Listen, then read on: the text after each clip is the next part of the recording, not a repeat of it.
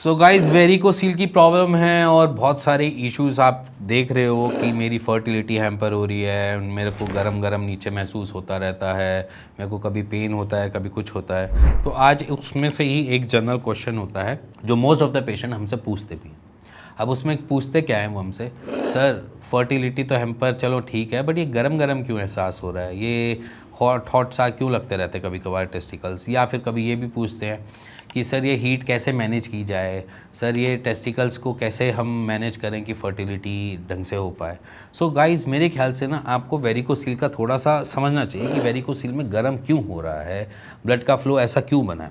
तो सबसे पहली चीज़ आप इसी चीज़ से स्टार्ट करो कि एक टेस्टिकल्स आपके जो जुड़े हुए हैं आपकी फर्टिलिटी से, उसमें मल्टीपल वेन्स हैं जो आपके ब्लड को कैरी फॉरवर्ड लेके जा रही है। कैरी फॉरवर्ड मतलब डीऑक्सीडाइज ब्लड को लेके जा रही है। अब वो टेस्टीज जब आर्टरी से आने वाले अच्छे ब्लड की कंजप्शन कर लेता है, एनर्जी कंज्यूम कर लेता है, तब देन वो क्या करता है, उसको गंदे खून की तरह वेन से बाहर निकाल देता है। वेन्स के अंदर एक ऐसी दिक्कत आ गई जहाँ पर बीच में जाकर ब्लड उल्टा घुमाने में वो समर्थ रहता है वेन्स के अंदर। मतलब कि वेन्स के अंदर जब वो ब्लड फ्लो कर रहा है और वहाँ पर उसको लग रहा है कि भैया मेरे पास आगे जाने का रास्ता नहीं है, तो वो दोबारा घूम के वापस आ जाता है। अब जब वो दोबारा घूमने की कोशिश करता है तो वहाँ पर हसल बसल हो जाती है। अब जब वो हसल बसल होती है तो कुछ ब्लड फ्लो आगे की तरफ बढ़ रहा होता है, बट कुछ ब्लड को दोबारा टूवर्ड्स आपके टेस्टिस में भेज रहा होता है।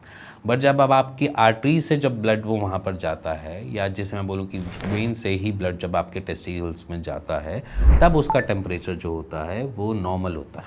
ठीक है, उसमें वो आपकी हेल्प कर रही होती है, जैसे कि आपके फ्लो जो होता है या वॉल जो होती है उसमें हेल्प कर रही होती है कि ठंडा खून भेजना है।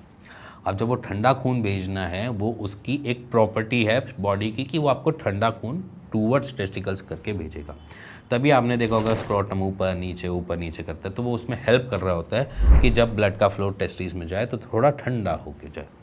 अब बोला जो ठंडा होकर जाने वाला जो ब्लड फ्लो होता है ना, वो धीरे धीरे कन्वर्ट हो जाता है आपका गर्म में। गर्म कैसे? क्योंकि जब आपने उससे एग्जिट करा, जो वेन्स ने उस ब्लड को एग्जिट करा, तो उसका जो टेम्परेचर थोड़ा वार्म हो जाता है। जब आपकी बॉडी में से ब्लड का फ्लो वहाँ टूवर्ड्स टेस्टिकल से गुजर रहा है, तो पहले वो ठंडा हो रहा है, देन उसके बाद वो गर्म हो जाता है। जब वो गर्म हो जाता है, टेम्परेचर वो लेकर जा रहा होता है बोला गर्म खून, तो वही घूम के टूवर्ड्स आपके टेस्टिकल्स आ जाता है। अब जब वो टेस्टिकल्स में आ जाता है तो वो थोड़ा सा गर्माहट देता है आपके टेस्टिकल्स को, और उसके साथ आपको डिस्टर्बेंस भी देता है। डिस्टर्बेंस ऐसे कि अगर टेम्परेचर ढंग से नहीं सेटल हुआ वहाँ पे, तो आपके स्पर्म काउंट लोअर साइड जाएंगे, मोटिलिटी इश्यूज आएंगी, मॉर्फोलॉजी ख़राब होगी। और अगर वो ब्लड का फ्लो कभी कभार स्टार्टिंग की स्टेजेस में बता रहा हूँ कि अगर कुछ ऐसा नहीं हो रहा तो समझ लेना कि आप सही हो, परफेक्ट हो। But most of the patients में हम देखते हैं कि लॉन्गर रन में, मान के चलो आज मैंने ट्रीटमेंट नहीं लिया, चाहे मैं कुछ भी नहीं लिया, ना मैंने सर्जरी करवाई, ना मैं उसको ध्यान देता हूँ, ना मैं कुछ उसके लिए ध्यान रखता हूँ, ना मैं अपने वेरिकोसील को कुछ एक डंप ही समझता हूँ कि चलो ठीक है कभी होगा देख लेंगे, कभी होगा सर्जरी करवा लेंगे, तब तक वो क्या करता है, आपको कुछ इशू नहीं देता था। But over the time period 2 साल 3 साल के बाद वो आपकी फर्टिलिटी में बहुत तगड़ा अटैक करता है, क्योंकि टेस्टिकल्स अपनी एनर्जी आपके ब्लड के फ्लो से गेन करता है, और अगर वो ब्लड का फ्लो ढंग से उसको नहीं मिल रहा तो वहाँ पर वो दिक्कत देता है। अब ब्लड का फ्लो टूवर्ड्स घूम चुका है आपके टेस्टिकल्स की तरफ, आज एक वेन में था, कल 2 वेन में निकला, कल 3 वेन में निकला, तो जितनी वेन्स बढ़ती जाएंगी उतना ब्लड का फ्लो टूवर्ड्स आपके टेस्टिकल्स पहुंचता जाएगा, जिसकी वजह से वहाँ पर कॉम्प्लिकेशंस आ जाती हैं, और वही कॉम्प्लिकेशंस आपको इनफर्टाइल करती हैं। तो अगर वेरिकोसील के पेशेंट हो तो कोशिश करो कि अपने टेस्टिकल्स को कूलर वे में लेके जाओ। इसलिए हम रेकमेंड करते हैं आपको सिट्स बात करो। सिट्स बात आपको पोस्टर दिख रहा होगा आपकी स्क्रीन पे।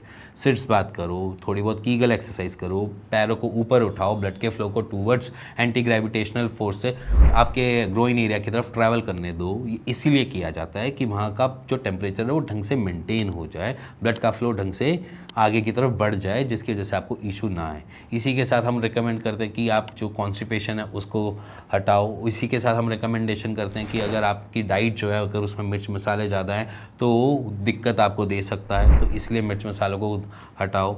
इसमें हम हरी मिर्च को रिकमेंडेशन करते हैं, लहसुन को देते हैं, या फिर हम प्याज को रिकमेंडेशन देते हैं। उसके पीछे रीज़न यही है कि खून पतला रहेगा तो वहाँ से ट्रैवल कर जाएगा, नहीं तो अगर गाढ़ा होगा तो वहाँ पर और इश्यूज़ क्रिएट होंगे, रिफ्लक्स ज़्यादा बनने की कोशिश है।